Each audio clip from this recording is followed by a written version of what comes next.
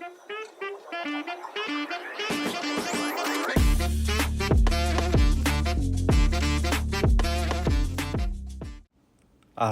Sali Berisha në një zhvillim të bujshëm që ka tronditur skenën politike shqiptare.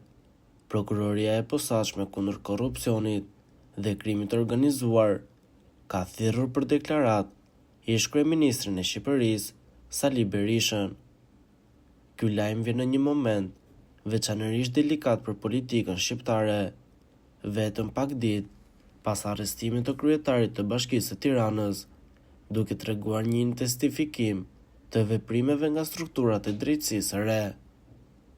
Burime pranë Spakut bëjnë të ditur se thirrja e ish-kryeministrit lidhet me një hetim në zhvillim, detajet e të cilit ende nuk janë bërë publike.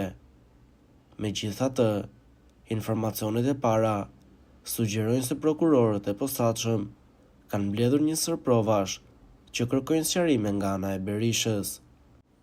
Pavarësisht spekulimeve të shumta në media, ende nuk kanë një konfirmim zyrtar për natyrën e saktë të hetimit apo akuzave të mundshme. Atmosfera politike në vend është e tensionuar pas këtij lajmi. Mbështetësit e Berishës e shohin këtë zhvillim si një përpjekje për të goditur opozitën, ndërsa kundërshtarët e tij politik presin me interes rezultatet e hetimit. Vetë ish-kryeministri ende nuk ka dalë me një deklaratë zyrtare, por pritet që në orët në vijim të ketë një prononcim nga ana e tij ose përfaqësuesve ligjor. Vëzhguesit e pavarur të çështjeve ligjore theksojnë se thirrja për deklarime nuk është e njëjtë me një urdhër arresti, por përbën një hap të rëndësishëm në procesin hetimor. Megjithatë, fakti që SPAK ka vendosur të therrasë një figurë të tillë të lartë politike tregon se prokurorët mund të kenë në dorë element serioz që kërkojnë sqarim.